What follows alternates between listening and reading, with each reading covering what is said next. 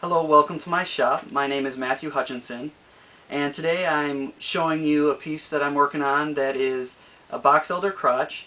And like many situations that woodturners seem to get into, we dig into a piece of wood that we know is beautiful and we've fallen in love with it, only to find that the situation gets dangerous or precarious. And then we have to make a decision. Do we try to find a solution for this piece and find a way to get it finished, or do we just chuck it into the wood pile? And this piece, I didn't want to chuck it into the wood pile. It's a beautiful piece of crotch box elder with some red streaking in it as well. And what I found is, as I got deeper and deeper, the crack that I knew was there got much deeper than I had expected. And in fact, the piece is really just two pieces barely being held together by a few fibers. And I really didn't want to take this piece and chuck it to the wood pile. And here you can see what I was talking about. I continued to taper this piece for a little while in the rough form, only to see this crack become imminently dangerous, and I had to stop and think about a solution, and this is what I came up with. We have the foot end held by the jaws of the chuck as well as being held by a hose clamp, and then the top end is held together with a piece of plywood that's polyurethane glued to the top edge, and the cleats here have an angled face matching the angle of the rim, and those are polyurethane glued and screwed as well. So at this point the piece is really ready for hollowing. The outside form has been established, and the plan is to really leave this plywood here. This is supporting the rim and supporting the piece, and of course this is where the steady rest is holding it. And I'll just cut right through the center of this plywood and proceed with the hollowing then. And my goal, if everything goes as planned, is to get this down to about 3/16 of an inch thick. Of course, at the rim and down at the base it'll be plenty stable, but this middle part is the area that might get a little bit tricky. So as we go, I'm going to have to possibly support this with something like plastic twine or duct tape or wooden rings, and maybe use some CA glue, which I was hoping to avoid, but quite possibly that's unavoidable. Well, as you can see, I've dug right in, and we have the plywood disc now at its final size. These little lines on the outside were marking where the rim was on the other side of the plywood. So right now it's being held by only about 3/8 of an inch, but the cleats as well, so we should be fine. And so now I'm just going to go ahead and take it down, and at this point in the piece I have to be ready to stand here and work on this for hours at a time and not leave, because it's soaking wet. If it dries too much, it'll start to warp too much, and then we run into other issues. I don't want to put this under tension from warping as I'm turning either. So I really have to kind of do the hollowing now all in one session. And at this point it's just a matter of getting to it and removing a lot of material. Well, you can see that I've just got it started, and I did a couple tests with a few different types of cutter tips, and I'm going to be using, so far I'm going to be using the hunter tips. I'm using a large hunter tip here, and I think I'm going to finish with the small number 1. But in order to avoid having to switch constantly between a roughing and finishing cut, I think I'm going to rough the wall thickness down to, maybe 1.25 inches. That way it'll still have plenty of rigidity and won't probably have enough time to warp on me too much. And so after roughing it to that thickness, come back with the number 1 hunter cutter and come back to the final thickness of 3/16. Hopefully that'll work.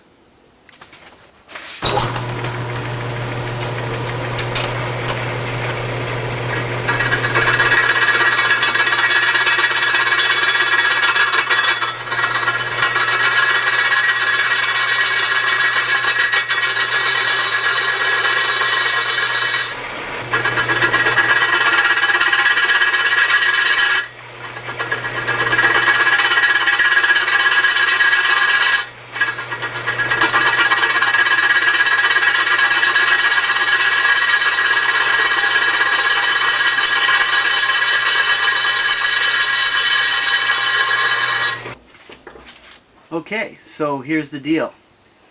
Because there is just enough light coming through here, due to how thin it is and just the type of wood it is, I am able to use the light method for thicknessing.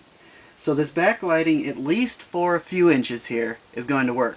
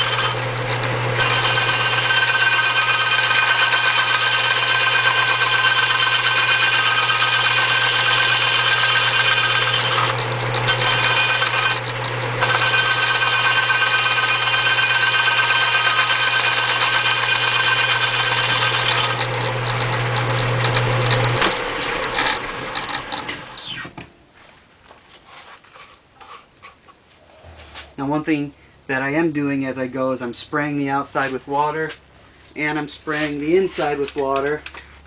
Oh, there we go. To give it plenty of saturation and that it doesn't dry out as I go. So I'm doing this. I've got plastic on the lathe. I'm also doing it on the inside. And as you can see, as was my fear, I was going to be blowing out a little bit of that bark. But there's no surprise there. I mean, it was really not held by anything. But I've saved some of the pieces, and I certainly plan on trying to work that back into this area, unless it looks good without it. We'll just see how it ends up. So I came to a point here where I couldn't get much deeper with the cutters I was using at the angle of approach that I have here. So now it's time to break out the drill, clean out the center. I no longer have the nice hollow center that I started with, so I am just going to have to bore it out as I go now.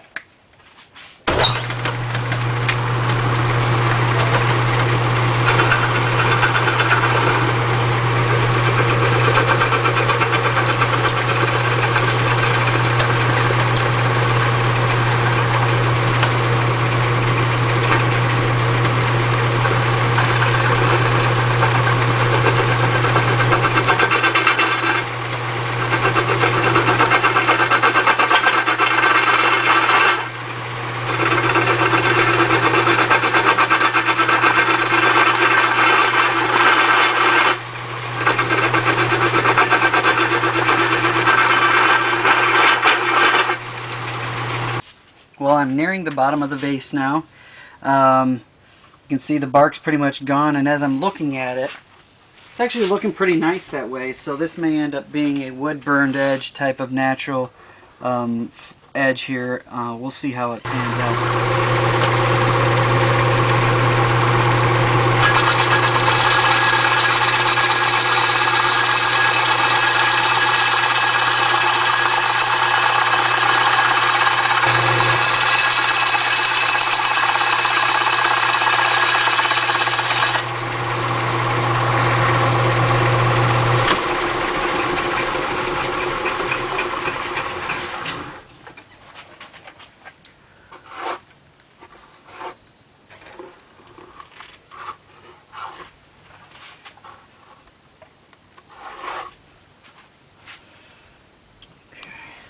And here is the near finished wet piece. You see now things went pretty well, and I'm actually really loving the bark being out of there. There's something about that that I think is pretty sweet. Being able to see into the piece is awesome. And all I'm going to do now is, you see all the ridges, so it's not severe ridges and there's not severe tear out. And so I'm going to come back with a hand scraper and very carefully remove that. And as you can see, the piece came off the jig and off the lathe without any difficulty.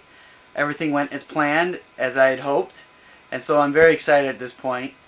Right now it's ready for drying, and it'll be a few months, of course, before it's ready. It's very thin, so a few months is really all I'll need.